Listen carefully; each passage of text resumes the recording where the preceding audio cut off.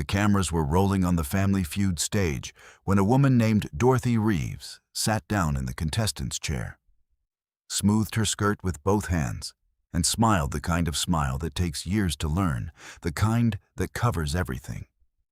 She had driven herself to the studio alone. No son beside her, no family surrounding her like the other teams. Just Dorothy, her sister Gloria, her cousin Patrice, her niece Jalen, and Jalen's teenage daughter Amara, who kept whispering something to her grandmother that nobody else could hear. When Steve Harvey introduced the Reeves family, Dorothy laughed at his jokes and clapped with the audience and looked, by every measure, like a woman who had absolutely nothing wrong in her life. She was the best liar in that building. 3 days before that taping, her son Marcus had changed the locks on her front door. On a Tuesday morning in October 2023, Dorothy Reeves stood on the porch of the house she had lived in for 22 years. The house where she had raised Marcus after his father left, where she had worked double shifts at the hospital to pay the mortgage, where she had sat at the kitchen table at midnight helping him with college applications, and she could not get in. There was a yellow envelope taped to the door. Inside it was a single typed letter. It said that the property had been transferred into a new trust. It said that she had 30 days to collect her belongings. It said that arrangements had been made for her to move to a senior apartment complex on the other side of town. It was signed, Marcus Reeves, trustee, her son, 41 years old, 2 weeks into a $2 million inheritance from his father, the man who had walked out when Marcus was 9 and who had apparently spent the next 30 years building a real estate portfolio without telling anyone. Dorothy had not known the inheritance was coming. Marcus had not told her. And the day after the attorney's call, the son she had raised alone for 32 years handed her a 30-day notice like she was a tenant behind on rent. But nobody in that studio knew what Dorothy was still carrying when she walked through those doors. Dorothy had raised Marcus in a 2-bedroom house in Decatur, Georgia, on a licensed practical nurse's salary that topped out at $48,000 a year. His father, Gerald Reeves, had paid child support for exactly 11 months before disappearing. From age 9 forward, it was just Marcus and his mother and whatever Dorothy could figure out. She worked the overnight shift at Grady Memorial 4 nights a week so she could be home when Marcus got off the school bus. She took on weekend home care shifts to cover his football cleats, his school trips, his prom tucks. When he was accepted to Georgia State, she refinanced the house to cover his first 2 years of tuition. When he graduated, she stood in that auditorium in the 3rd row and cried in a way she had never cried before, because that diploma had her fingerprints all over it. She never asked to be repaid. She never kept score. That was not why she did it. For the next 15 years, Dorothy watched Marcus build his life.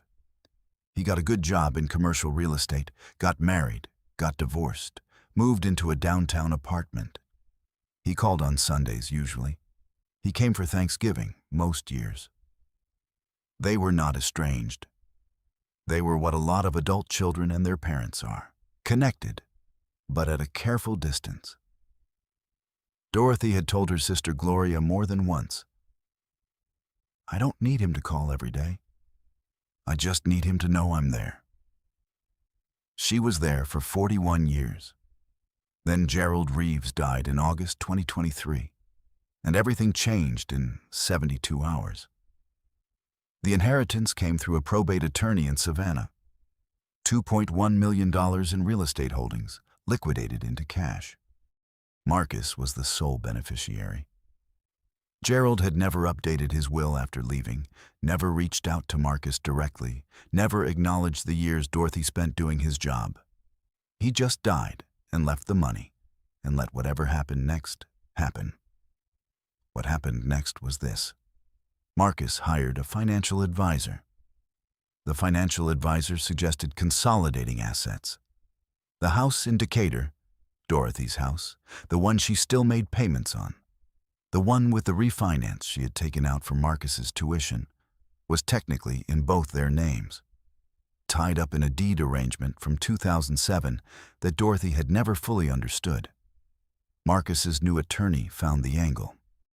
The trust was legal. The transfer was clean. The 30-day notice was real. Dorothy called Marcus 3 times the day she got the letter. He didn't answer. She texted. He replied once. "Mom, this isn't personal. It's financial planning. The apartment is nice. I already put down the deposit." She showed the text to her sister Gloria, who had to leave the room. That night, Dorothy sat in her sister's spare bedroom, 63 years old. 32 years of a house that was no longer hers, and a son who had stopped answering his phone. Her granddaughter, Amara, who was 15 and staying in the same house that week, found Dorothy sitting on the edge of the bed at 2 in the morning, staring at nothing. Amara sat beside her and didn't say anything for a long time. Then Amara said quietly, "Did I hurt him? Did I say something wrong?" She wasn't talking about Marcus. She was talking about herself, wondering if something she had done had broken the family. Dorothy pulled her close and said, "No, baby, you didn't do anything." And Dorothy held that girl and did not make a single sound, and the silence was the loudest thing in the room. 3 days after that night, Dorothy and her family walked onto the Family Feud stage. She had been signed up for the show for 4 months. The application had gone in before any of this happened, back when Marcus was still calling on Sundays and life was ordinary. And the reason Dorothy wanted to be on Family Feud was simply because she had watched it her whole life and thought it would be fun. She almost canceled after the letter. Her sister Gloria talked her out of it. "You're going," Gloria said. "You need to laugh, and you need to get out of this house." And then Steve Harvey called what happened next, the moment that stopped him mid-game and would not let him continue. Steve was running fast money, back half of the show, Dorothy at the podium, 300 people in the audience, riding the energy of a family that was playing with everything they had. When the round ended and the points went up on the board, Steve walked over to congratulate Dorothy and made a small offhand comment about whether her son was in the audience cheering her on. It was a throwaway line. Steve made jokes like that 10 times a show. Dorothy's smile did not fall. It just paused. For about 1 second, something moved across her face that had nothing to do with a game show. It was there, and then it was gone. And she said, very evenly, "No, he couldn't make it today." Steve has hosted Family Feud for more than 15 years. He has talked to tens of thousands of families on that stage. He looked at Dorothy Reeves for 1 moment longer than the script required, and something in the way she said it, the flatness of it, the control of it, the exact amount of effort it took to say it that way, told him everything. He put his cards down on the podium, very slowly. "Hold on," he said. "Hold on a second." The studio fell completely silent. Steve looked at Dorothy. "Where is he?" She shook her head a little. It's fine. We're fine." "I'm not asking if it's fine." He was not performing now. "Where is he?" The studio fell completely silent again. A different silence than the first. The kind that happens when 300 people simultaneously understand that what they are watching is no longer a game show. Dorothy held on for about 4 more seconds. Then she told him. She told him about the letter on the door, the text message, the 30-day notice, the 2 in the morning with Amara. She told it the way she had been telling it for 3 days, clipped, controlled, forward-facing, like a woman who had decided she would not fall apart about this. like a woman who had been not falling apart for so long it had become her default setting. When she finished, Steve did not speak immediately. He pressed his handkerchief to his face and turned slightly away from the cameras, his shoulders moving. A member of the production crew near the back of the stage had stopped entirely and was looking at the floor. Then Steve turned back. "Let me tell you something," he said. He was quiet for a moment. "I grew up without much. My father worked, my mother worked, and when I was in my 20s, I lost everything, and I mean everything. I was living in my 1976 Ford Tempo, showering in gas station bathrooms, eating whatever I could find. 3 years. 3 years in that car." He stopped. "And the thing I thought about every single day was whether I had done something wrong, whether there was something I could have done differently, whether I had failed my family, because I had nobody in my corner telling me I was still worth something." He looked at Dorothy directly. "You have been in that child's corner for 41 years. You didn't fail anybody. Because 40 years ago I was you. And I know what it costs to keep going when nobody sees what it's costing." 300 people were not breathing. "Stop everything," Steve said. He turned to look off stage. "Stop everything." A producer appeared at the edge of the curtain. Steve shook his head once. The game was done. "We're not finishing this round right now," Steve said, loud enough for the whole studio. "This has never happened in the show's 45-year history, and I don't care, because there is something more important happening on this stage than a game show." He wasn't finished. Steve walked to the edge of the stage and sat down on the steps, eye level with the audience, still holding the microphone. He called Dorothy over, and she sat beside him. And he put the microphone down for a moment and just talked to her. The cameras still running, the audience stone silent, in a register that people in the back of the room said later felt like something private they had accidentally witnessed. No one applauded, no one moved. Then he stood up and picked the microphone back up and he said, "I want to talk to everyone watching at home. Not everyone's story looks like the ones that make the news. Some of the hardest things that happen to people happen quietly, at 2 in the morning, in a spare bedroom, where a grandmother is trying not to fall apart in front of a 15-year-old girl. Those are the stories that don't get told. I'm telling this one." He pulled out his phone. The audience leaned forward as one. Steve called his business manager, live, on that stage, speaker on. He explained the situation in 4 sentences. He said, "I need to know what we can do right now, today, not next week." His manager confirmed on the phone that they would cover Dorothy's housing costs immediately, not the senior apartment Marcus had chosen, but a home of her own choosing, and that a legal team would be made available to her to review the deed arrangement and assess her options regarding the original property. The audience heard every word. But Steve wasn't done. He looked at the competing family, the Warwick family from Nashville, who had won the main game, and asked them something no game show host had ever asked on that stage. He asked them if they would be willing to share the prize. The Warwick family's patriarch, a man named Harold, who had been visibly crying for the last 12 minutes, walked across the stage without hesitating. His wife followed. Harold shook Dorothy's hand and said, "We don't need it more than she does." Both families received the $25,000 prize. The audience came to its feet for the first time in 20 minutes. And the noise was different from a game show cheer. It was the sound of people releasing something. What came next shocked even his own producers.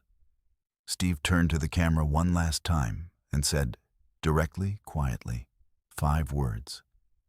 "You raised him, not them." The studio fell completely silent. When the episode aired 6 weeks later, the clip ran in the first 4 minutes. By the end of the first day, it had been viewed 40 million times. By the end of the week, 180 million. The hashtag Zashit You Raised Him trended in 14 countries. News programs covered it. Parenting forums exploded. Hundreds of thousands of people wrote comments about their own versions of the story. Adult children who had forgotten, parents who had stayed silent, families on both sides of moments like Dorothy's who finally had the language for something they had been carrying alone. 3 months after the taping, Marcus Reeves called his mother. She answered. The call lasted 4 hours. Dorothy has never described what was said in full. What she has said, in the one interview she gave to a local Atlanta radio station, is that her son cried for a long time and that she let him. She said, "I didn't need him to grovel. I needed him to understand. And I think he finally understood." The deed issue was resolved through mediation 8 months later. Dorothy retained joint ownership of the property. She chose not to move into the senior apartment. She stayed in her house in Decatur. A year after the taping, Steve Harvey's foundation launched the Quiet Corner Initiative, named after a phrase Steve used in a later interview when he described what Dorothy represented. The people in the quiet corners who hold everything together and never ask to be seen. The initiative specifically supports caregiving parents navigating financial displacement and housing instability. In its first year, it provided direct assistance to more than 800 families across 11 states. Today, Dorothy Reeves still lives in the house on Barnett Road. She still works 2 days a week at Grady Memorial, not because she has to, but because she says the work keeps her grounded. Amara, her granddaughter, is now a junior in high school and plans to study nursing. Dorothy says Amara reminds her of herself at that age. She carries a lot quietly, and she thinks that's what strength looks like. And I'm trying to teach her that asking for help is also strength. Steve Harvey said in an interview the following spring, "I've had a lot of moments on that stage, but Dorothy Reeves showed me something I already knew and needed to be reminded of, that the people who give the most are almost never the ones asking for anything back, and that the most dangerous thing you can do to a person like that is make them feel invisible." The clip still circulates. People share it on Mother's Day, on Father's Day, on the random Tuesdays when someone in a spare bedroom at 2 in the morning needs to know they are not invisible. Dorothy's last words in that radio interview were simple. She said, "I would do it all again. Every shift, every night, every year. I would do it all again." That's not the sad part. The sad part is that for a while, I thought maybe none of it had mattered. And then Steve Harvey reminded me, in front of the whole world, that it did. There is a detail from that October afternoon that the cameras captured, but most people miss on the first watch. Right before Dorothy walked out to the podium for Fast Money, Amara leaned over and whispered something in her grandmother's ear. Dorothy smiled, a real one, the kind that doesn't cost anything. Nobody knows what Amara said, but it was the last time that particular smile disappeared for the rest of the taping. Some people give everything they have to someone else's future, and some of those people end up on a game show stage in Atlanta with a smile that covers everything until someone finally asks them to stop pretending. Have you ever stayed when someone expected you to follow?